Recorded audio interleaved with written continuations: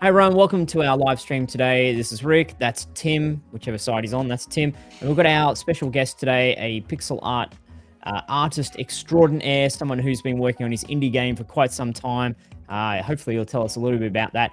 And someone who's worked on a GameDev.tv course, creating pixel art, and hot off the press has created a really awesome new pixel art course we're going to tell you about today. So Reece, welcome. Thanks for joining us. Good to have you with us. First question for you, guys. What is pixel art? No, okay, let's do something a little bit more awesome. Tell us about your indie game, if you wouldn't mind. So how long were you smashing away on it for? Or it's still going, still ongoing, and maybe you can share a screenshot with us at some point as well of your game. For sure. And what's the one advice you would give to someone who maybe has made a couple of game jam type games or been through a couple of courses and they're saying, you know what, I'm going to make my dream game. I'm going to make that Zelda like 2D action adventure game I've always wanted to make. What do you say to them aside from, don't do it? Okay, so as Rick said, hey guys, I'm Reece and I've been making art for about 5 to 6 years now. I've also been making games for around 5 years as well. I'm currently making a game called Monster Tribe, which actually, Tim, we can pull up the screen share. I'll throw on screen we talk about this. Okay, I can do it. But yeah, so I'm working on a game. It's called Monster Tribe, and it's on Steam. It'll be on Switch. It's still in development, coming 2023. But basically, all of the artwork for this game, and it's been an amazing time. It started as just a hobby, something I wanted to do for fun. I grew up on these like pixel art-esque retro games, so now that I'm older and can actually make things, I decided to get into pixel art and make pixel art games. And so that's kind of the idea of this game. We'll be talking about pixel art and all that kind of stuff. But so Rick, your question was like, what would be the best advice in going from hobbyist to professional, basically, right? Before someone launches into that big year or two game, what advice would you have for them so that they're prepared? Yeah, for sure. So the first thing I'm going to say is, I kind of talked about it a little bit, but this game started as a hobbyist game.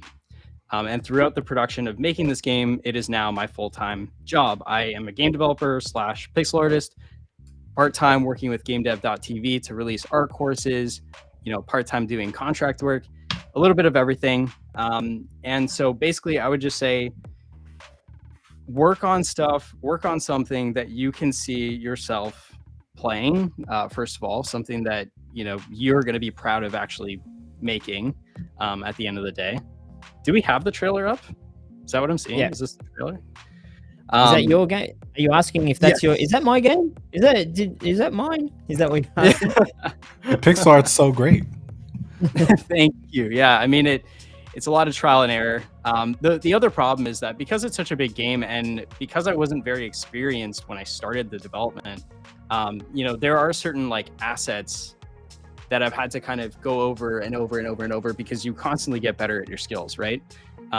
So it's a work in progress where, you're trying to keep consistency, but at the same time, it's kind of like, you do want to make your product as good as it can be. So there are like some updated things or whatever. But overall, very happy with it. Anyway, I would just say if you're a hobbyist, you're looking to do full-time game development. Obviously there's a lot of marketing tips that we can get in there, but I don't think today is the day for that. I would just say like, take your time at actually polishing a product, like a proper prototype, something that people are actually going to pay money for. Spend 6 to 8 months on like 30 minutes of gameplay, because if you can capture somebody's attention from 30 minutes and turn that into a full game, it's going to be a lot more beneficial than spending a year building a game that's 10 hours long and isn't good at its core. Like the idea and the actual like framework of the game is by far the most important aspect. at the same time, don't you think making a boatload of pixel art is a great way to get good at pixel art? At pixel art, yeah. I think Yeah. Rick was talking about like game development. Yeah, For game pixel art, development and business and all that. That's a little bit. yeah, I think for complicated, pixel but art, that's quite a bit different. We Yeah. can definitely get into that. Let me sounds ask great, you. dude. Yeah. Let me ask you then. What when you first started, you said you had some assets you created, and they were okay, but you had to go back and redo them. Yeah. Is that something that people should just build into their plan? When I start, I'm going to have some things that are okay for now, good enough for now, but I know I'm probably going to have to go and redo X% of my work later on. What X% has that been for you? And does it make sense just to plan for it? Like, don't allow that to stop you. Don't wait until you're good at these things or perfect at these things. Just get going and then look back and tidy up the things that you didn't quite do as well as you could have.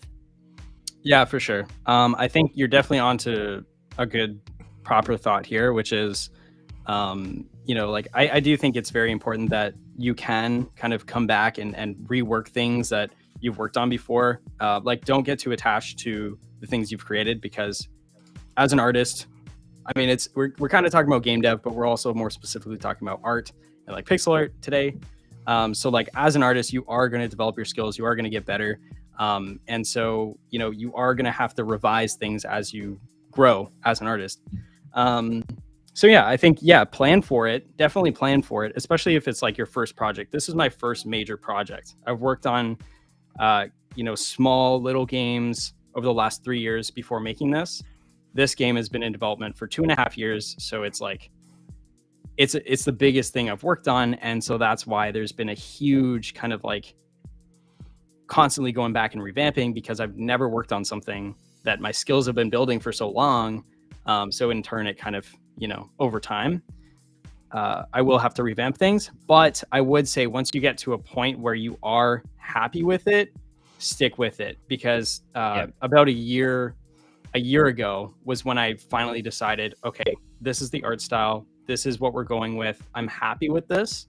I might be able to, keep going and get better and keep revising this game over and over and over. But then it's just going to be a game that never comes out.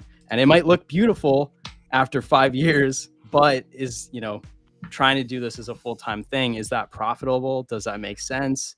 Yeah. It's not the approach I wanted to take. So at a certain point, I had to say, I'm happy with this. Not it's like good enough being like it's mediocre, but like I'm happy enough to create a full project in this design, basically. So I have a question. Are you the programmer of the game also? Could you tell us a little bit about the team size and just, under the hood of how you went about making this game? Yeah, for sure. So I am one of the developers of the game as well. I kind of do like game development and art for me goes hand in hand. I love both. I never want to give one up over the other. So I am one of the developers. I actually got on my brother when the project first started, and I make YouTube videos, and that's how I market my indie games. And so when the project first started, I had a very small channel, and the first video caught, a bit of attention. It got like 20 or 30,000 views, which in comparison was very good for my, devlog development, videos.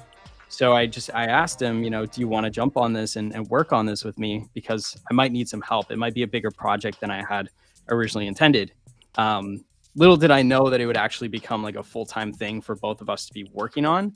I didn't have my expectations that high, but so we got 2 developers, and then we hired somebody on for the music and the sound effects for the game as well. So 3 total developers working on the game.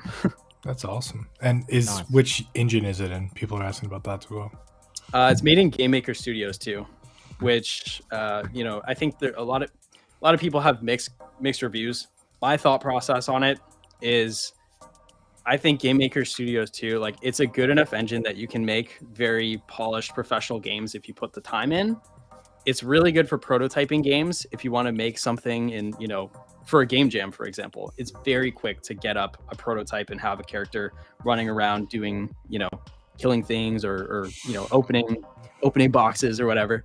But if you're creating a complex project, it can get a little bit tedious. Like if I were to remake Monster Tribe from the start and know that it's going to be a 3-year long process, I would probably move over to a different engine, just because there are certain things that definitely do frustrate me with developing in the engine.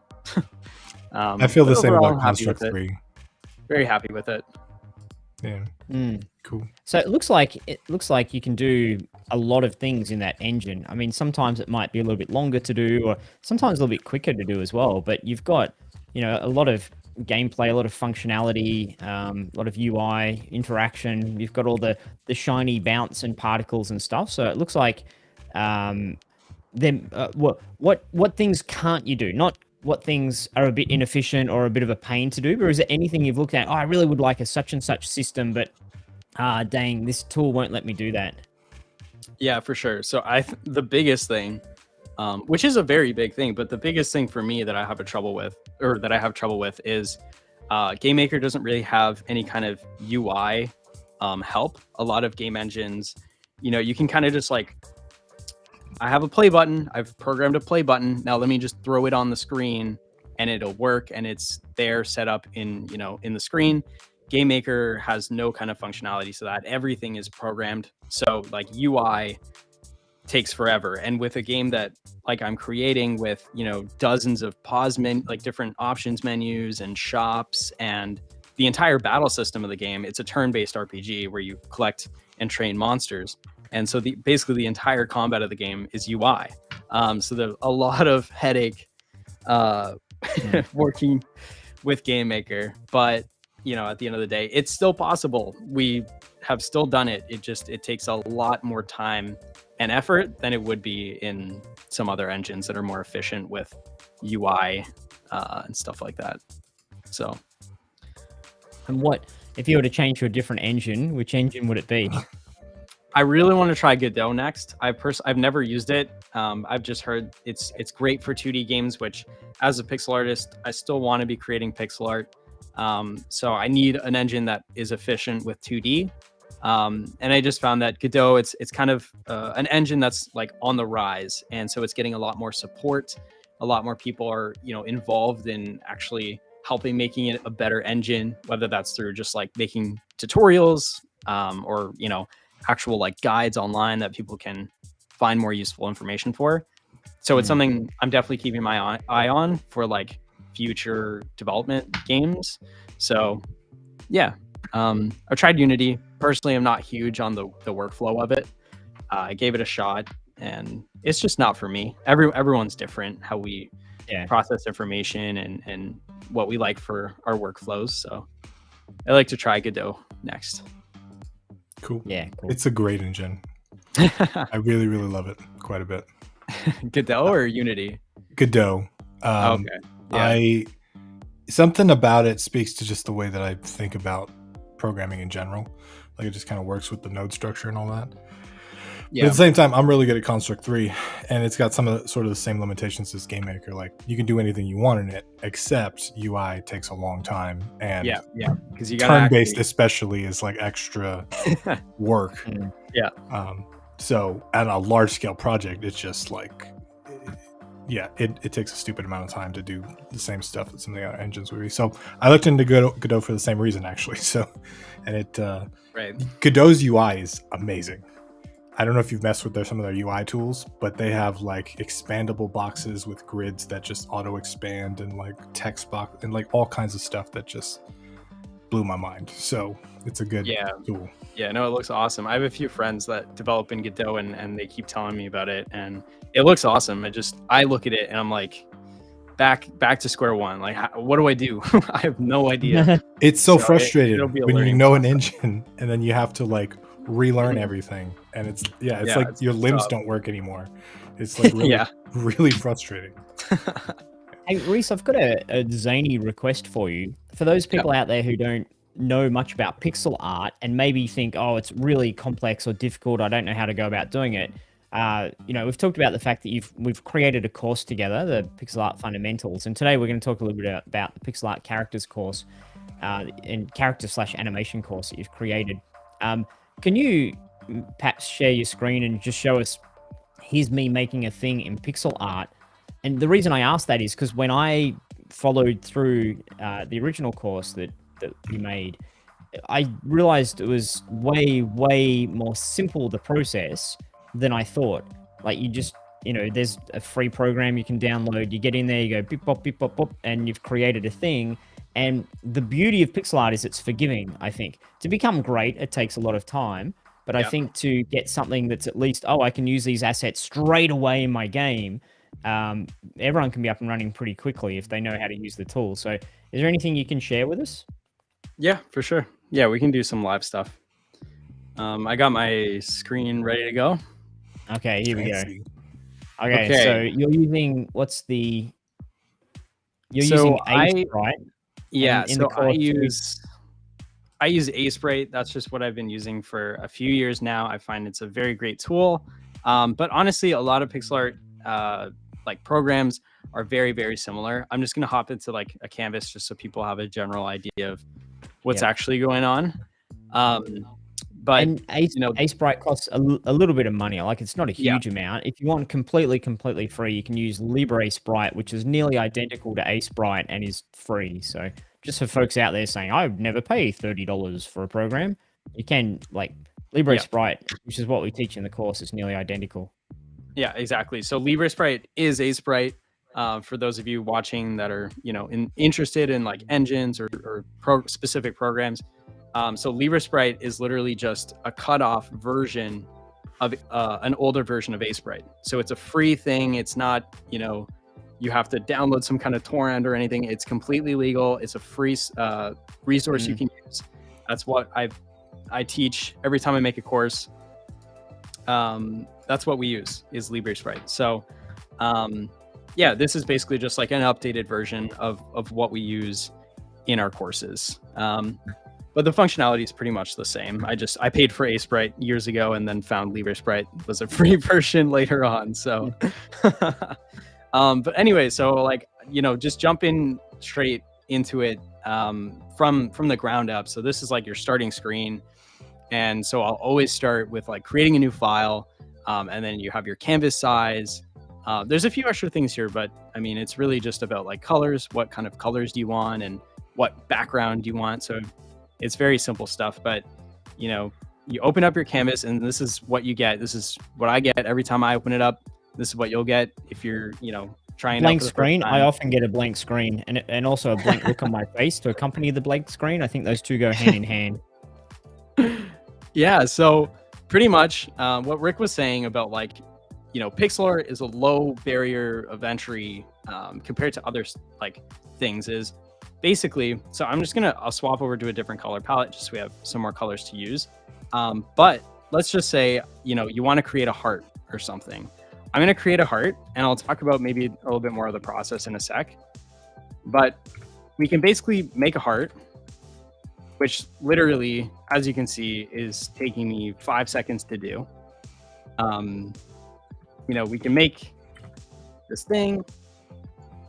And basically, if you do the exact same thing that I've just done, it's going to look the exact same, right? And so that's where like the beauty of pixel art kind of comes from, is this idea that like you can make professional quality stuff with very little time. And it just takes, a little bit of practice, a little bit of technique, but there's no other components there. Like I can't stroke the canvas harder and create a darker shading line. In pixel art, everything is, it's one color and you draw it on screen and it's there and it's the same way for anybody else. And so that's kind of the beauty of it, is it's very easy to get into and start just experimenting with things. If I draw a smiley face, or a frowny face, it's going to be the same in my engine that it is for yours. And that's awesome, right?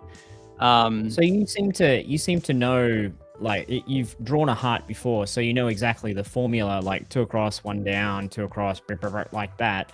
If you're starting off with something new, say Tim and I tried to come up with a zany weapon for you that you could create, like a double-headed axe, for example. How do you just kind of throw some things down there and then start deleting and start adding and start deleting, or you're like, well, in my mind I see that and then I just go boop, boop, boop, boop, boop, and it comes out exactly perfect.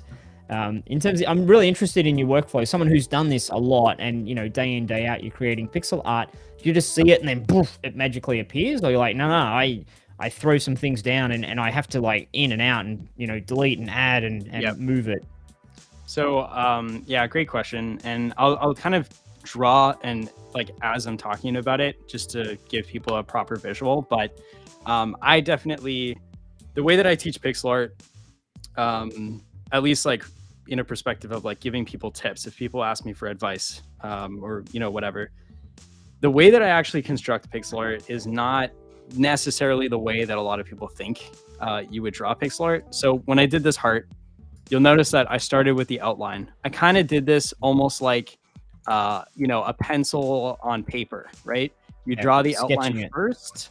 Yep. And then you start to fill in the colors. That is not how I draw 99% of my pixel art. And the reason for that is specifically because pixel art is not an exact art necessarily. Like there is still a lot of kind of like brainstorming involved and kind of trial and error because it is still an art form. And that's all art is creative expression. So what I typically do is I think about pixel art more as a sculpt rather than a sketch. Because if I were to draw something like a rock, or maybe we'll use something a little bit more interesting than a rock. Let's say I want to draw a gem, like let's say an amber. An amber is usually yellow, or a pile of gold or something. So if I'm going to draw that, I always start with like the form. I'll create like the form of my object. And once I can kind of understand where the shape of whatever I'm trying to create is, then I can start to block in details. Like we can add shading, where this thing should be shaded. And then we can add lighter colors and we can start to, add highlights, right? So it's more about actually like what is the object supposed to represent rather than like, let's draw something like point by point, play by play, exactly how it works. So, I would say it's more like a sculpt. It's more of a sculpt than it is. And then you finish it off with the outline around the outside rather than trying to start with the sketch and then paint on the inside. Yeah, exactly. Yeah, which, in Libre Sprite or Sprite, there are tools in there that you can use, like I did for this one. But yeah, so it's all trial and error, and so you never get it right the first time. But I'm getting some crap from Gary because he's like, I said let's do something zany, and then I suggested a double-headed sword, and he's like, well, it's not very zany, Rick. And then of course our community, being the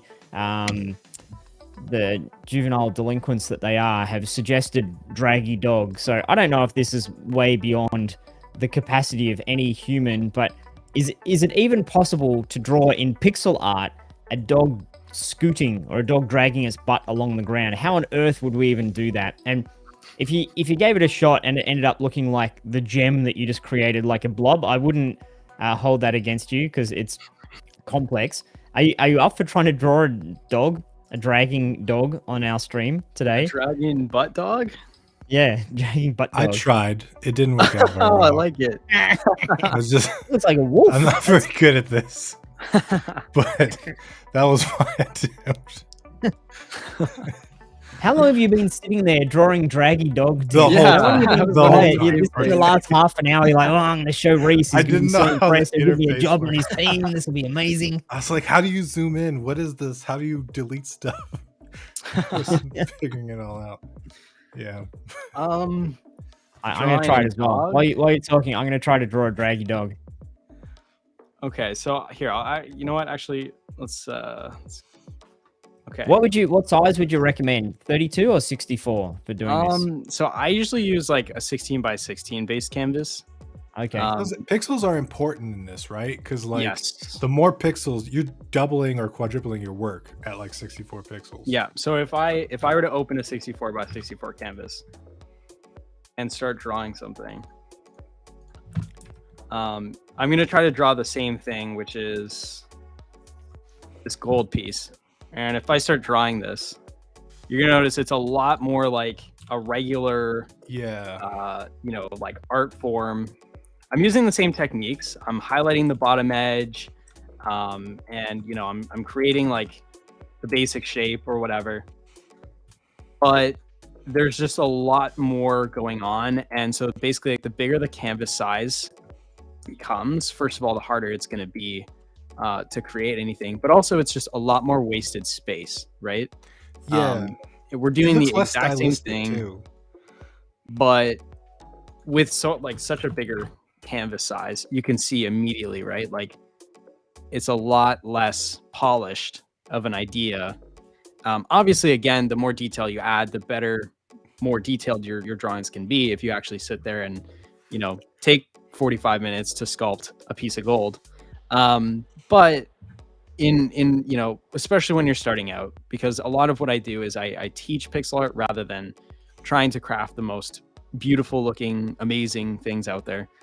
So because of that, I usually stick with smaller canvas sizes because I think personally, I think professionalism is better than, getting in some extra pixels. Yeah. So that's just my personal opinion. There's two other arguments there too. One is like the style, right? So this looks Yeah. very pixel art style, whereas that almost looks like a messy drawing before. Yeah. Whereas like this is very much a style. And the other part of that too is by simplifying your designs down, a lot of times you make stuff more readable because you get rid of a lot of details that might muddy up the design. So in a game where you're going to run by and just collect the heart, having kind of the most simple base heart rather than some complex, like, super heart might be a better option too. So yeah, I agree with you on the 16. And you don't keep it 16 pixels. Like, you still scale it up in the game, but you just I still scale a little bit from time to time. I'm just making a quick somebody said 8-bit draggy dog, so this is 8-bit draggy dog. Okay, using an 8 by 8 size canvas. So there we go, we got a draggy dog. But there we go. I hope that meets your expectations, Rick. I really hope so. I'm concentrating on making my own dragon dog at the moment. Everybody's got their own. But no, yeah, definitely. Like it comes down to style, what you like or anything like that. Me personally, I just found that I could still get detail, but make really nice things in a 16 by 16 canvas. And they're saying like the resolution changes. So when I'm working in a game engine, my pixel art will scale to the proper resolution. In video games, if you're using something like pixel art, usually you want to keep the resolution the same. So I'll try to give an example here. I'm going to pull up a visual. So this is a drawing that I did. Not for course. This is just for fun. But let's see. Does this work? Can you guys see? So this is still technically a 16 by 16 resolution drawing, but it's in a 160 by 90 size canvas. And so the kind of like the idea of like the resolution is when you break things down into small objects, what's like the rough general sizing of the things. So, you can have scaling sizes, but like pixel by pixel, everything is the same. And so like if we look at this character, he's a little bit smaller, but I'll give a better example actually as well. While I do that, okay, perfect. I don't know which one is the animated version of this drawing. So this is still like a 16 by 16 resolution drawing. So if we take like here, I think this was like a 2020 or a 22 by like 18 size drawing, so around the same size. And so use that as like a base. Some things might be 25 pixels tall and 30 pixels wide, but it's like a general concept for most of what you're working with. Okay. So you can scale stuff as long as you scale everything by the same amount. Yeah. Pretty much. Okay. Yeah. That makes sense. I hadn't thought of that. Or like, but I've seen stuff that's like stylized. Sorry, like it's 16 by 16, but it's like definitely at least 256 on the screen. but it's like it looks stylized because it's like blocky. Yeah. So there's all kinds of creative stuff you can do with it. Yeah, for sure. So I see somebody in the chat saying, Reece, are you drawing with a mouse or a tablet? So I use a mouse. I bought a tablet a few years ago and I tried my best. I've tried it many times. I cannot draw with a tablet for my life. I just find for pixel art, because you have to be so precise, using a tablet does not help me in any fashion. Yeah. I do know some pixel artists that use a tablet. Usually though, they're working with a much higher resolution. They're working in like 64 or 64 by 64 canvases or larger. I don't do pixel art usually in that style. I found the same thing with tablets. I could not use. I bought a brand new one and I just couldn't use it. I was using it for vector art, but I did find when I bought an iPad Pro and the Apple Pencil, that changed my life. Like being able to draw directly on it was naturally intuitive for me. But when it was like the tablet separated from the computer, I couldn't do it at all. So, have you ever tried iPad drawing or anything like that? Not for like pixel art, more for just like drawing random things. Okay. But never for like professional work that I'm gonna use for a client or something like that. But while we talk, I'll just try to do some stuff, do some drawings and fancy. But yeah, so I guess we can just open up the floor to see if there's any more questions or anything like that. There's something I wanted to show you, Reece. I haven't been talking for the last 5 minutes because I can't do two things at once. But this is this is me giving you my best, giving my shot at, hey, do you think I'm worthy? Do you think I'm ready for Team Reece? So here it is. There's Draggy Dog. What do you reckon? He's adorable. I think it's perfect. I think that is the most excellent Draggy Dog. I love how he has one eye that's like bigger than the other. He's a little derpy, but that's my favorite part. That's we love him anyway. That's aesthetic. Anyway, that's beautiful.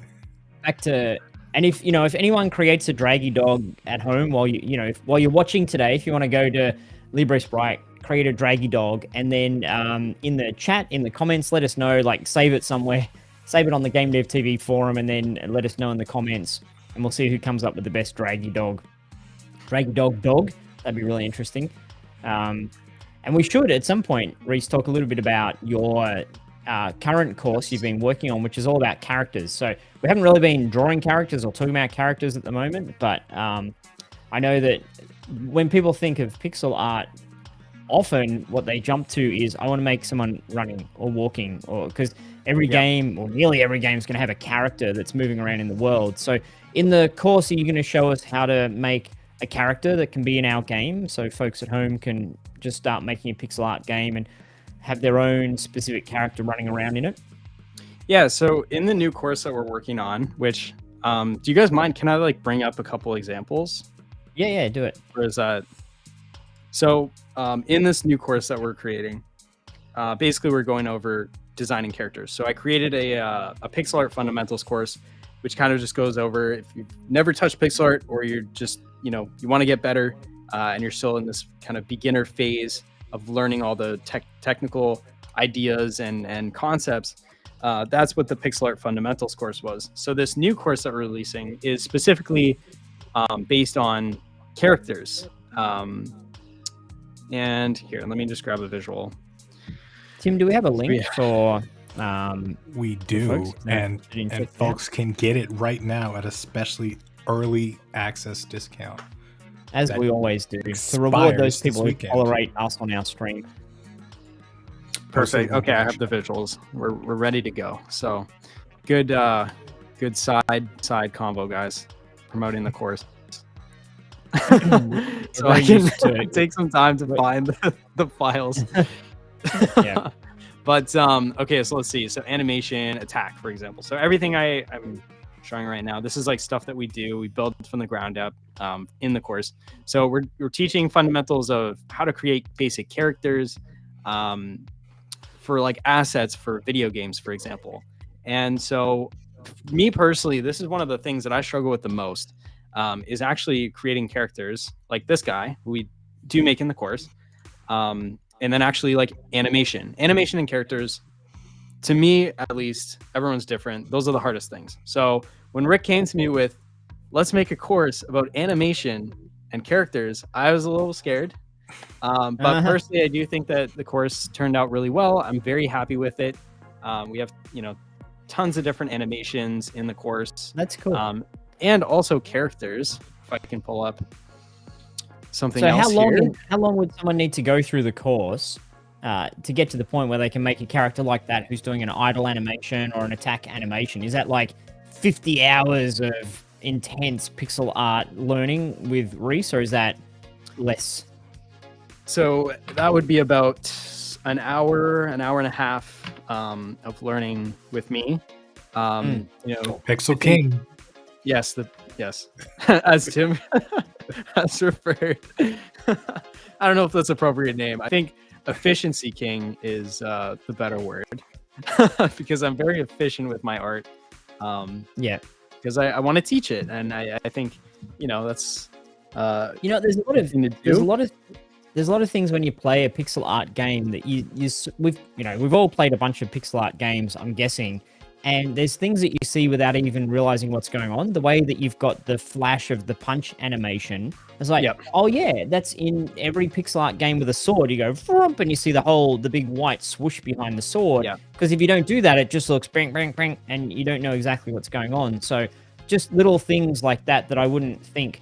How do you make the white swoosh, and when do you do it? That for me is a real like aha moment of, oh yeah, that's how you make it. You give it the motion and you give it that polish.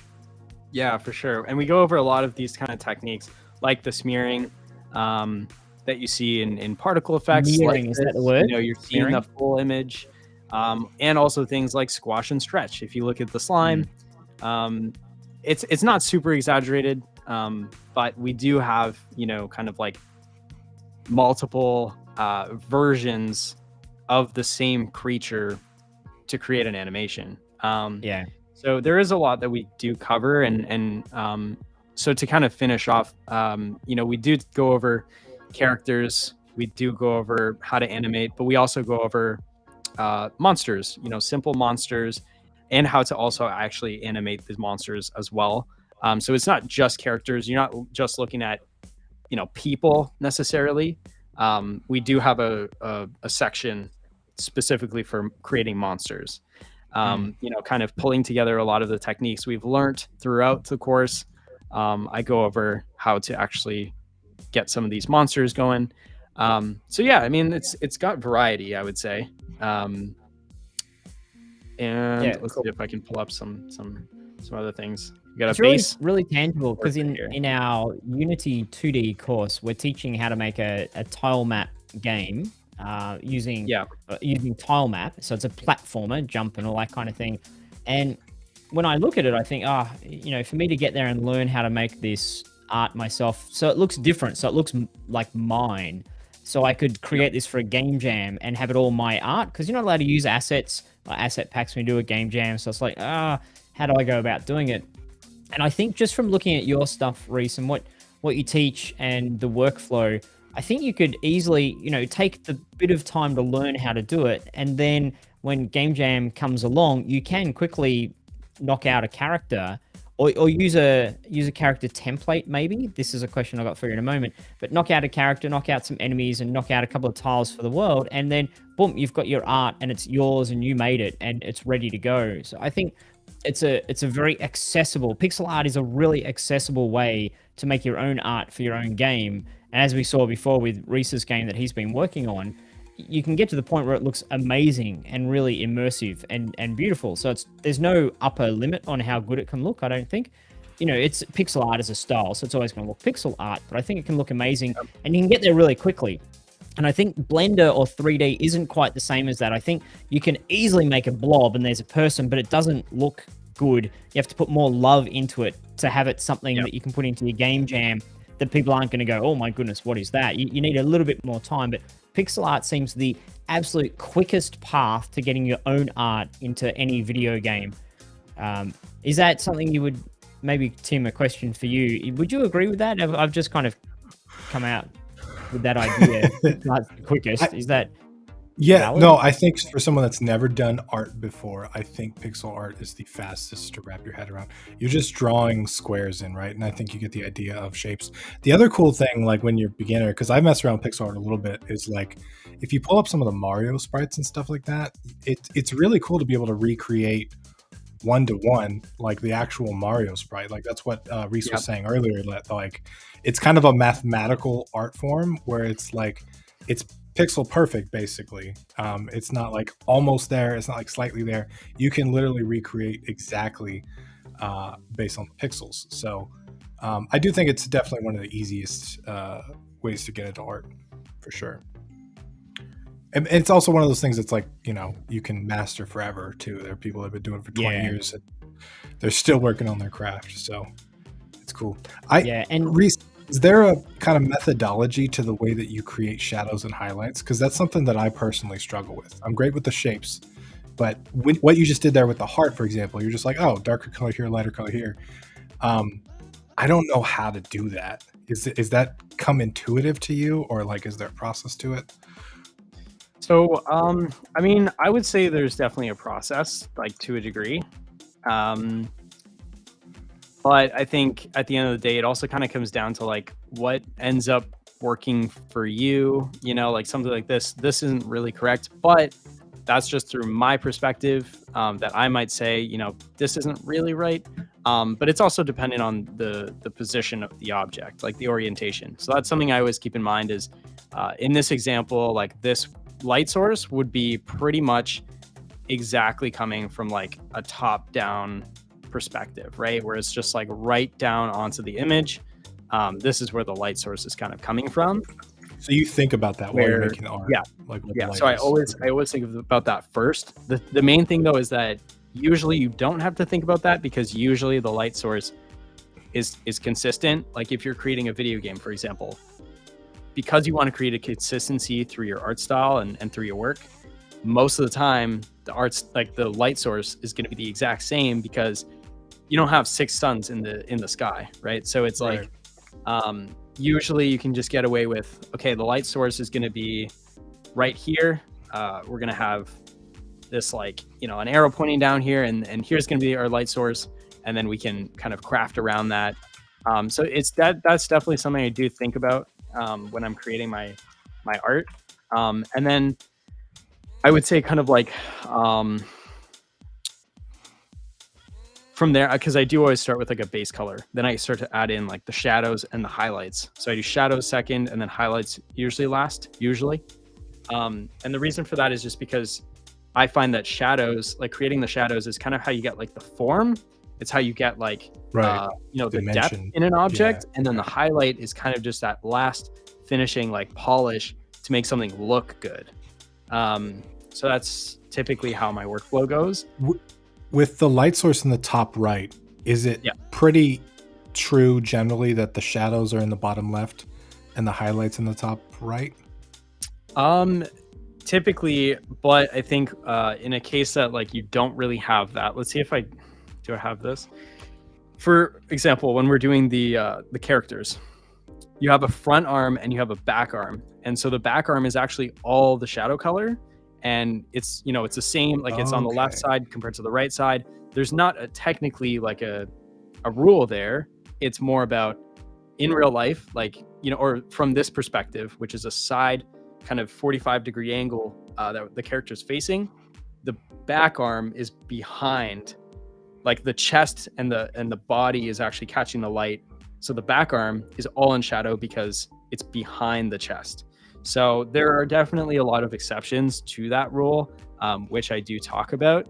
But that separates it visually. Even you have this is all in shadow, right? That's cool. That's a good like hack. Yeah. It's to also simplify, right?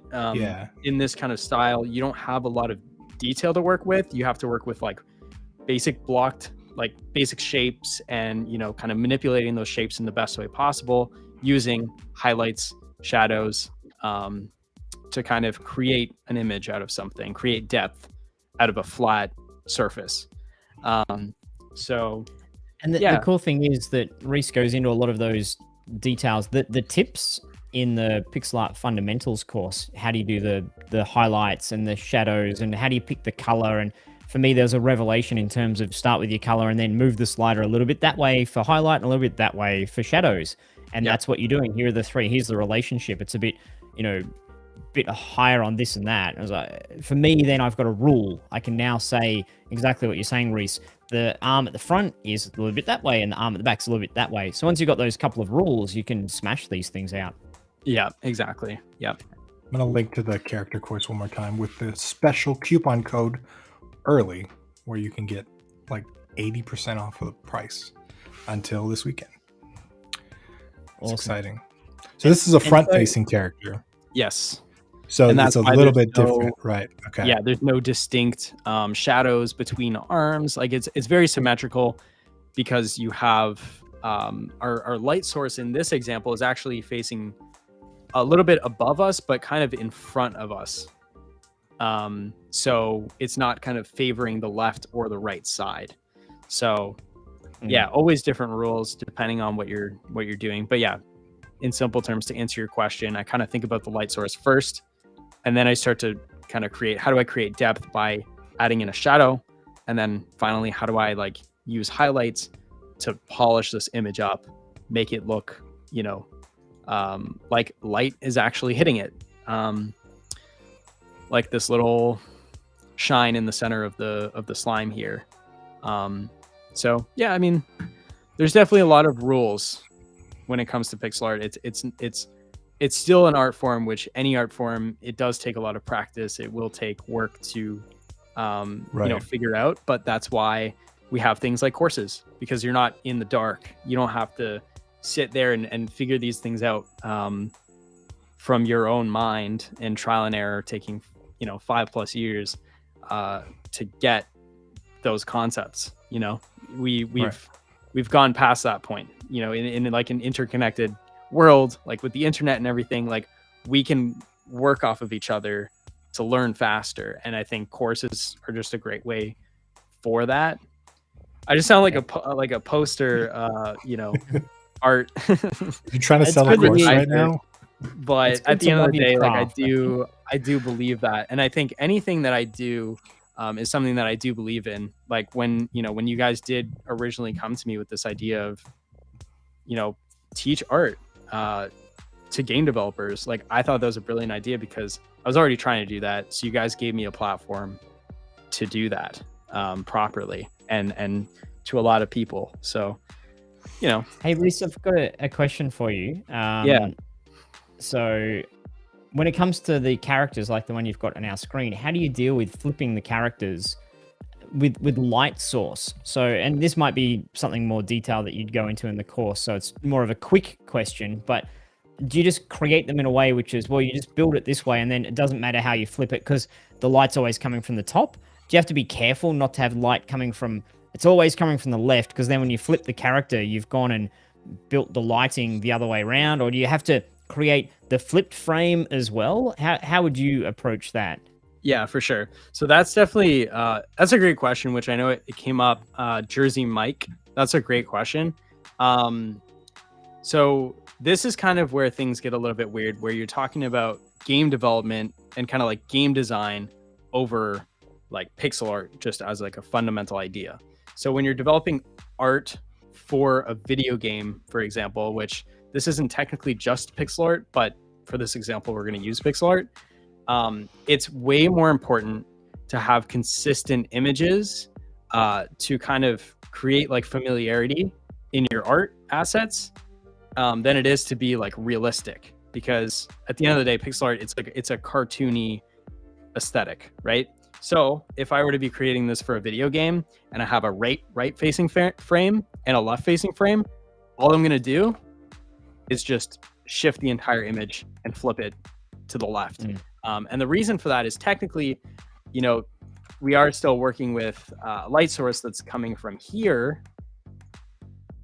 But the problem here is that, we designed the base sprite in a right facing direction. And so when we flip the sprite, we're not going to actually highlight it where, you know, you have the highlights kind of coming from the back side and the front is now not highlighted.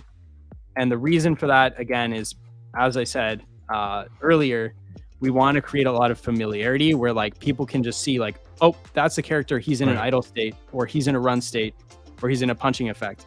And you don't have to look at all these other variables that come into play. Like, you know, his hat's completely different now because it's way darker, because it's actually in shadow.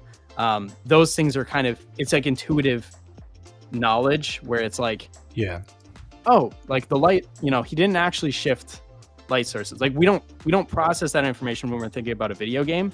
We're just thinking we have a character and he's, you know, moving right or moving left. So we're not getting like into the technical aspects when we look at a video game. But yeah, if you were actually looking at like a scene, for example, if I were creating a scene and I had, let's say, 2 characters side by side, and you wanted this to be like, you know, a professional proper scene, I mean, still technically a lot of people will just do this. But at the end of the day, if you want to get really technical with it and get into light sources, you could actually do the flip and you know, highlight this as if you can only see the character from the back. So it's really just like the way, again, it comes down to aesthetic. It comes down to aesthetic and style. Some people might think that that's necessary.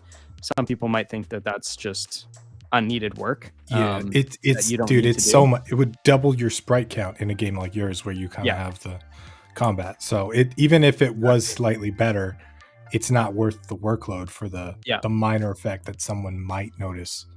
Exactly, because pixel art isn't a realism art form. Right. Yes. It's like, oh, the light source isn't realistic in your pixel art.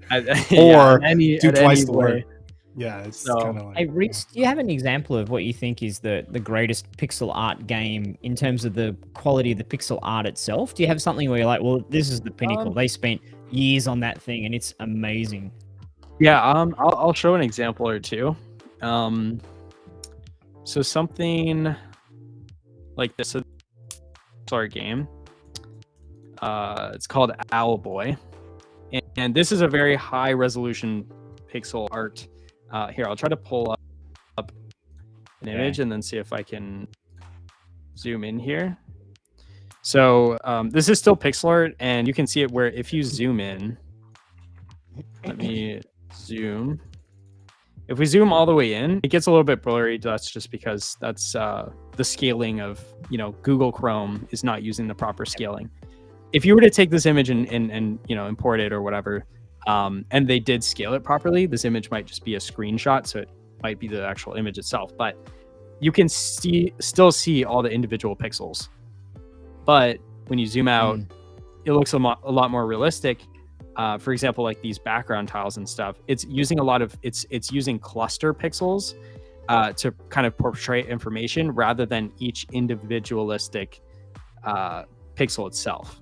And I think that that's like an excellent style. I personally love that style, but it kind of it deems the question of like, where does it go from, you know, pixel art to traditional art?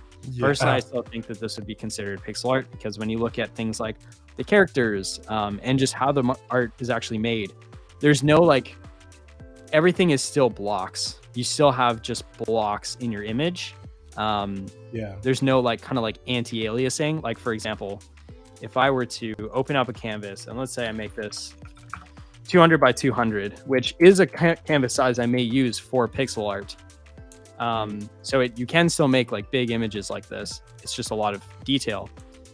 But if I start to do, you know, stuff like this and, you know, working with different size, you know, thing, like technically, yes, this is still pixel art, but I think what happens, let's see if I can do it. I don't even know if I can do this on like a program like this. I guess it's like you're not creating vectors where you create a line and then mathematically it's smooth, so therefore it's not vector art. And so it's either vector or it's pixel art. And I guess if it's high fidelity, high detail, is it still pixel art then? If you're a concept artist sketching in Photoshop, technically you're adding pixels to your page, but the final look doesn't look pixelated. So is that pixel art? Like when you say at this, but right here's the line, pixel art, not pixel art, or is that too philosophical a question? There is a line. I don't think think like there's a definitive. Yeah, it's very stylized, right? So when people think pixel art, they think of that pixelated, blocky, squarey, chunky look. But that doesn't mean that you could say, "Oh, you're not a pixel artist because you put too much detail in your thing." But I just generally I think like lower res, like 16 by 16 and 32 by 32, when I think of pixel art. I'm gonna just bring up an example here. So, guys, just forewarning everybody watching right now. This is why I'm teaching pixel art and not traditional art. I tried traditional art. I think I did like 7 days or something. 7 days in traditional art. So anyway, this is like a traditional artwork, whatever, right? And it's still made in the same way. If I were to hold on, I'm gonna try my best. I'm gonna see. This might just like crash A Sprite, but if I load this into A Sprite, I'm still in a pixel like engine, right? But if we zoom all the way in, like if you're looking at the core like pixels, you're gonna see a lot of this like blurry. Here, let me move this down. You're gonna see a lot of like blurry kind of like pixels or whatever. And so this is basically like anti-aliasing. This is like the whatever brush you're using to create the artwork. It's kind of like everything broken down is pixels. Technically, every single art form that you see is pixel art. Even if you take a photo on your iPhone, if you zoom in, it's technically pixel art because it's made out of pixels, because everything is in a digital space. But that's kind of like my line is if you can zoom in and see this kind of anti-aliasing going on, where you have all these random clusters of pixels that don't make any sense, that to me is like, that's not pixel art anymore. So that's kind of my line, I would say. But I think everybody's entitled to their own opinion, and there's not like a definitive necessarily like this is pixel art or this is not pixel art. That's just what I would go with. My approach for it is like, if you zoom in, does it make sense? Are there consistent coloring? Like, see, there's so many different colors here, but when you zoom out, it looks like just two different colors. It looks like pink to purple. So yeah, that's I guess on that topic. There's a question that was asked a couple of times. Let me see if I find it. Just about can you create pixel art with a 3D workflow? So the question specifically is, any thoughts on 3D to 2D workflow? And then I think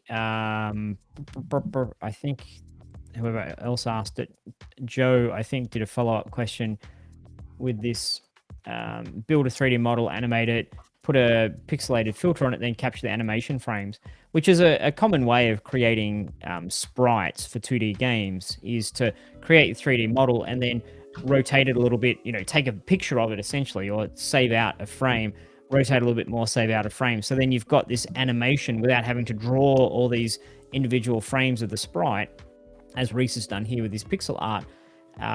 Reece, it's probably not a workflow that you've gone through, but have you seen other games do that, where they've applied a pixel filter and then popped it, rendered out frames of it? Or is that like, that's an entirely different style? It's valid, but just not something that it's not really pixel art. Yeah, so to answer that question, or kind of to discuss that topic, so there is a game that does that exact same thing, is Dead Cells. So this game, how this game was made, some people may know this, some people may not know this, but if you look at the game, you'll notice that it does look like pixel art. It's kind of like the Owl Boy situation, where it's so detailed that it's kind of a fine line between, is it pixel art or is it not? It's a little hard to see just because these images off of Google Chrome aren't necessarily the best. But if I try to zoom in here, you can kind of see there's a lot of they do like filtering. I don't know what engine this game's made with, but they do like filtering on top of the pixel art. But technically, these images, like this player sprite here and all these characters and stuff, they're actually 3D models that they then do exactly what Joe Hunt, his question here, is saying. They basically create the 3D model, animate it, create a run cycle, attacks, all that stuff. And then they filter it and then crunch it down into like pixel sizing, so that when you could technically take an animation of Dead Cell's, protagonist's walk cycle and recreate it in pixel art. I don't know what the exact size would be, probably something around like 48 or like 64 by 64. It's still an appropriate pixel art sizing. But yeah, so I think the question, like for me, I would say, like it's definitely doable. This game has literally done it, and it is an incredibly successful game. I think the art style looks beautiful personally. I didn't understand it at first. I didn't know, like, is it pixel art? Is it not pixel art? I think, would I consider it pixel art? Me personally, I would say if you're creating it, pixel by pixel, it's pixel art. If you're not, then it's not. But right. I mean that, it's like, what came first, the chicken or the egg? Like, it's a question you can't really answer because there isn't a definitive choice. It's up to the individual. Like, it's also a question that doesn't really make sense when you get into game development, right? Like when you're learning art, you're like, oh, I want to learn pixel art. So there's a set of rules that goes with that. But when you're making a game, it's like, is it pixel or not?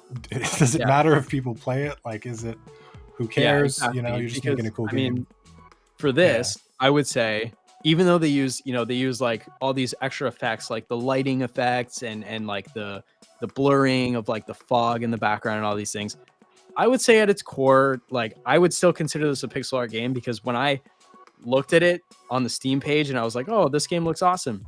To me, I thought it was a pixel art game. So I'm like, I consider it a pixel art game. The UI is all pixelated. It's all made out of pixels and stuff.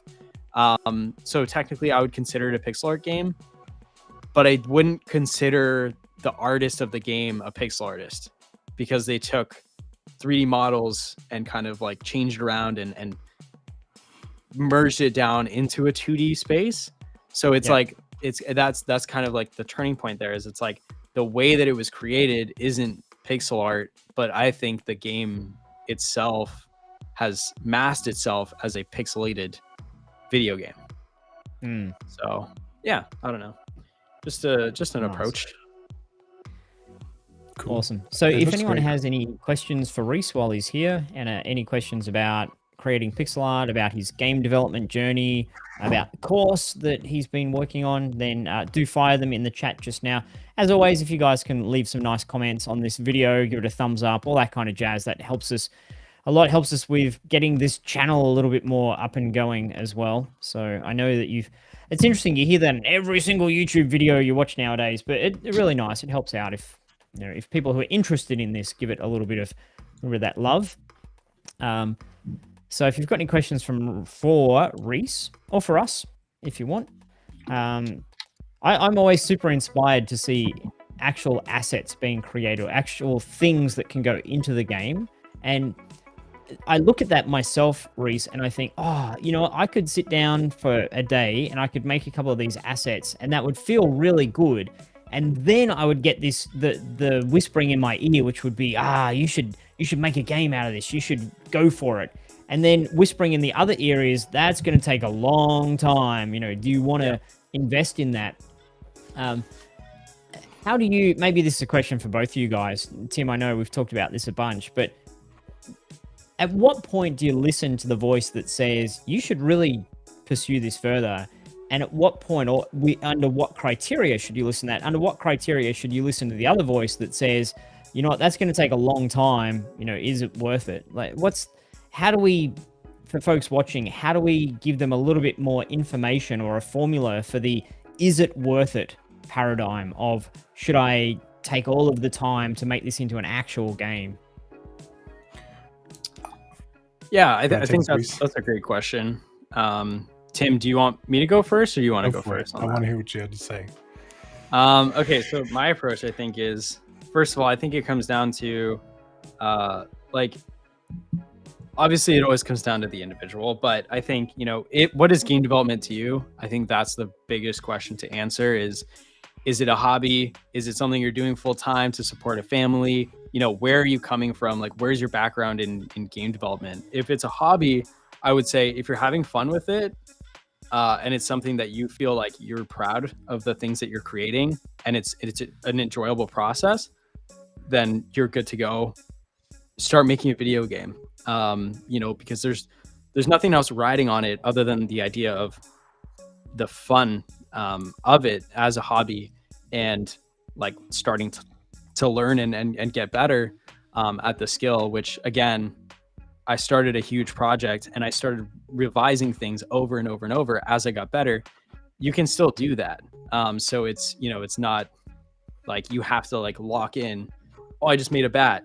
This is gonna be the bat that I use in the video game at the, in a year from now. But if you're doing this thing, professionally and it's something that you're doing for money and for work, then I would say, is it something that's good enough? Can you actually sell this? Like if somebody looks at this art, are they going to look at it like a professional quality, or is it something that's just not up to standard? Like you have to be able to be a little bit more objective with your artwork and your skills when you're trying to make money from them. So yeah, that's my answer. Like, where are you coming from? Where's the actual background of your game development? Yeah. Where does it actually lie at the end of the day? Yeah, I think going into game development to make money is a mistake. Yeah. I think if you're starting there as a beginner, I think you're gonna have a hard time. Like there's gonna be years of learning and mistakes and reworking and skill sets and failed YouTube channels and successful stuff, and it's going to be ups and downs and craziness. If you get into it with the objective to learn and have fun, I think you're going to have a great time. It's going to be a lot of fun. You're going to learn a lot of stuff, and if you stick with it long enough, I think commercial stuff is going to be the next frontier, and it's going to be fun to learn and kind of get involved in all that. But it really is a lot about your mindset. I think the money situation is complicated because a commercial game is very different than like a hobby game. I think like there's so much stuff that goes into a commercial game that like you wouldn't do on a hobby project, right? Like you're not gonna, if you're making a game for fun, you might not set up 7 different resolutions or translate it into 5 languages or do all that stuff, because that stuff's not fun at all. But it's part of the process, and I think once you get there, it's going to be great. But I think, again, a lot of people think that they like game dev, and so they dive in and immediately start on a 2-year project, and then they realize a year and a half in that they don't like all of this other stuff. They only like this one thing. They like programming, or they like art, or whatever. Yep. So I think you got to give yourself enough time to figure out whether it's actually for you. And if you only like one little bit, then you can join a team where that's the bit that you do and others do the other aspects of it. I think, which is hard. You've got to find the right people and build trust, etc. But you don't have to do all the things as an indie game developer. There's a similar question. Does it ever get tedious? And this is, I think what I was alluding to is it gets so tedious, man. Like, Reece, how many monsters are in your game? There's 72, but each one has like 3 or 4 different variations. So there's well over 250. And is that exciting all the time? Is every day are you completely excited, or does it get tedious at all? I would say, okay, so I'm gonna kind of like throw like a different answer out, which is personally, usually yes, it's tedious. Like making a very large game where you have to create literally thousands of different assets. It would get tedious. However, this is kind of like my dream game project to develop. Like something that I love doing just as a hobby is like creating monsters, drawing out monsters, so like a lot of the things that I have to do in my job are things that I enjoy doing. So for me, it doesn't really get that tedious because I give myself the time to do it, and I give myself like the jobs that I actually want to do.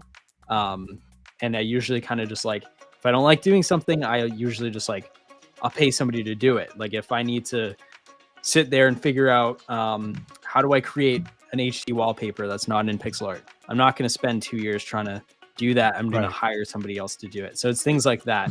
Obviously, a lot of people don't have those liberties, and I think, but again, I didn't know that I was going to have those liberties, and I usually don't. So it's more about creating a project that I enjoy making at its core. But yes, sometimes it does get tedious when I have to sit down and create 60 different rocks. You know, it's not a lot of fun, but I try to space it out. I'll swap between programming, then creating art, then working on a YouTube video to promote the project, then, you know, go to, you know, do something else, or come back to programming or program UI instead of a gameplay mechanic. So actually kind of like diversifying what you do in your development will help, because it kind of always keeps everything fresh if you're always swapping. So different ways around it. I think your passion can carry you through kind of some of the lulls, you know, and I think you're a good example of that. Reece, question from Rodrigo. What do you think of programs that complement Sprite like Tilesetter, JuiceFX, or Pixel Over? Do you use other things to plug into Sprite, or are you just nude Sprite, that's all you need? Yeah, so I do use Tilesetter and I do use JuiceFX. I love I've never heard of JuiceFX. Pixel Over, actually, so I'm probably going to check it out right after this live and see if it's a resource I can use. But no, I do use other things when I need it. As like Tilesetter, for example, you can create like 2 basic blocks. You can kind of create like a basic texture and like a lining for like the edge of that texture, and it'll automatically generate like an entire tile set that you might use for a platform or video game. So I do use things like that, and I think it's perfectly fine using stuff like that, because I'm somebody that works off of efficiency. It's why I've stuck with a lower resolution of pixel art, because it's just a lot easier for me to get better faster. And I love the style and look of it. I'm still proud of it, but it's efficient. So I like it even more for that. So yeah, I think using programs are totally fine. Personally, I don't think I use JuiceFX. I think I bought it. I got excited about it, but I don't actually like using it, because it kind of handles, JuiceFX basically handles like animation, like effects, taking a sprite and like squashing and stretching it and stuff. And it just distorts the image, and you actually can't use it for pixel engines like GameMaker, because it ends up making your image like way larger if you want to get like a fluid proper effect of like the JuiceFX thing. The image has to be big enough for all the animation frames, right? Yeah. So I personally, like, I think it's a totally great program, and I think it's useful. I just don't use it in my personal workflow, but it doesn't mean that it's a bad program or anything like that. I've used it for vector art, and it works pretty decent, but the resolution is not high enough to what I need. Yeah, exactly. So, yeah. Another question. We'll take another couple of questions, then we'll wrap it Pixel up. Over looks awesome.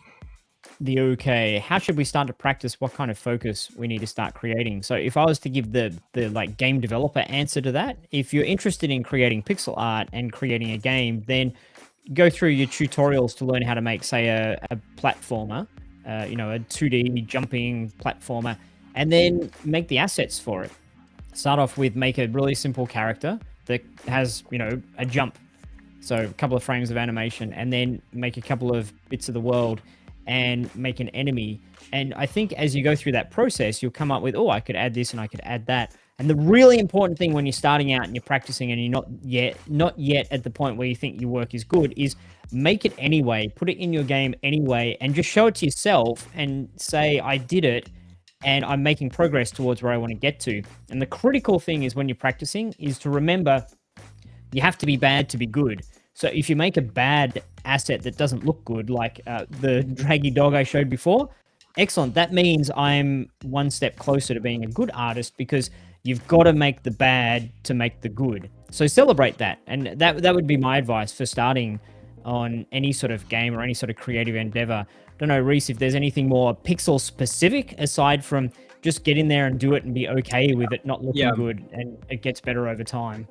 Yeah, I would say basically, I mean, I think that's great advice, what you're saying here. I think if I were to add to that and make it more specific about like art rather than any skill or game development, when you're looking at art, I would say try to be very diverse in what you're creating. So create things like you know, environmental objects, like trees and rocks and bushes, but also create things like weapons or furniture or characters, or like experiment with everything, because the first thing that that's going to do is it's going to teach you more or less like what you're more naturally like in tuned to like creating, like what are you actually good at. Because for me, I immediately picked up like creating monsters and stuff. That for me was like an immediate thing that I've been doing since I started pixel art.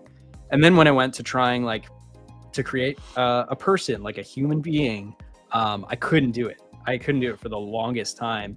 And so I kind of like at first just, you know, leaned into the things that I was good at, which I feel like personally, like you shouldn't do. You should try to be, you know, do everything. Even if you're not great at it, keep practicing everything, because if you're trying to be an artist, you need to basically what an artist is taking an art style, which is yours, and being able to emulate anything from real life in that style. That's like, to me, what like a good artist is somebody that can, you know, think of anything in their mind and recreate it in the style that they've made. So yeah, like try to experiment with variety and play around with it. But yeah, so that's what I would say. Awesome. I think in kind of augmenting what you said too, one of the ways that I got started with art was I kind of started with a bunch of like different animals. Like I started drawing a bunch of animals in vector art, and that was really helpful because, like, you know, an elephant is way different than a squirrel. It's like completely different, and like having to figure all that out. So I literally just spent months drawing dozens of animals. And then when I got confident enough with that, I took one animal and I started trying to make dozens of variations of that one animal. And that taught me even more, because then I was like, oh, what does a happy one look like? What does a sad one look like? All that stuff. Now I focus on characters because that was pretty much what I needed for my game. But that ended up doing a lot of stuff. Like I ended up with murder bunnies. I had to draw like 50 some different bunnies. And that was complicated. Had I not had that practice, that would have been super tedious. But it taught me a lot about the relationship between emotion and different things. Shading is still something I struggle with, but there's a lot of other stuff that I learned along that pathway. So I agree with you, like the breadth of stuff you make, but also like challenging yourself of like, you know what a bunny looks like, but can you make 37 bunnies that look different, right? Like that brings out a different part of your kind of brain and skill set as well. So one last question here, Reece, also a technical question from the OK. I think this is a good one for us to quickly ask you about is pixel art background, should it be created through tiles or created whole? And I've just got your game up again. And we've been showing Reece's game just to use as a discussion piece here. We're not trying to like sell 1,000 copies of Reece's game, although why not? Oh, we are. To use it as a discussion piece. And like my guess is pretty much everything you've got here background wise, because it's this like 2D RPG style game, is tile based. Would you have anything background wise in your game where it is you've created the entire background image as a big old, you know, artistic piece? Yeah, for sure. So I'm going to say, to approach this question, basically, should it be created through tiles or created whole? First of all, you can do both. Like both work, and I've seen top-down and platformer games, which are, you know, the two main like 2D styles that you see, especially in something like pixel art. I've seen people do it both ways. What I would say is, first of all, like creating tiles and actually having like a tile set for your game that you use for your backgrounds is going to be, like, depending on the size of the game, infinitely easier and more efficient than creating it whole or creating it, you know, piece by piece. So tile sets are a lot more efficient, but actually sitting there and creating all the landscape pieces is going to give a lot more of it like an authentic, real, you know, kind of look and style and feel for your environments. So it's kind of, it comes down to what's your game focused on. If your game is like a small little island that you're trying to explore, and that's the entire like point of the game, I think if you actually sit like and take the time to craft like each you kind of split up the map into, you know, piece by piece, you might end up, it might be a lot more rewarding and you might have a way better game. But if you're creating like an open world game, like my game here, it's an open world RPG. Art isn't necessarily the main focus of the game. So creating tile sets that we can use throughout like dozens of different area maps that are thousands of pixels wide and thousands of pixels tall, it's way more efficient. And just it would, if we were to do it hand drawn, which is actually the original method I was thinking of doing for the game, like it would have taken at least 2 more years. It would have at least doubled the development time. So Reece, I found one thing. I've been scrolling through trying to find something that looks like it was created a little bit less tiley, which is the background here with the clouds. Is that just like, here's one cloud and here's another cloud and you've just layered them? Or was this one big old cloud image that you made in this instance? Yeah, that's a great question. So this, which I don't know if, is there an animation here? Is this just a picture? It's scrolling in the background. It's a thing. So this infinitely scrolls. And the way that I did that, which who knows, maybe I make a course on like environments and backgrounds in the future, but right now that's not what we're focused on. But the way that I did that, the way I created that is I basically took the size of the screen that I wanted. So it's the entire game, everything is based in a 160 by 90 sized image, because once you scale that up, that's a 16 by 9 ratio. And it worked for my 16 by 16 roughly sized characters. So I took the 160 by 90 screen and I made a background. So it's basically just a bunch of clouds layered on top of each other. But there's some things that you can use with like certain programs like Sprite that you can basically tile something on the x-axis or on the y-axis, tile that on the x-axis. And so basically I made sure that it looped in on itself. So the edge of the left screen is going to be the same, or like, 1 pixel over from the right side of the screen. So you can infinitely tile this thing and it's going to continuously loop in on itself. So that's how I did that. And then I basically took it into the game engine, layered on the sprites or like the clouds at different kind of like X origins. And then I just animate them by just moving their X and having them scale into themselves. Gotcha. So yeah, there's different methods for sure. Yeah. I'm hearing out of that a lot of repeat, reuse. I mean, that's the motto of every indie developer, reuse. And even here, it's great. I don't know if this was a filter for your video that you made, your trailer, or whether this is actual different artwork, but you've got the exact same art, but with different color. And that's the reuse philosophy. Don't go and create something completely different. From a player's point of view, it's all, black and gray. And then, it's all green. It feels different. Player's not going to scrutinize and say, hang on a minute, Reece, did you just take the same assets and just put a filter over the top of it?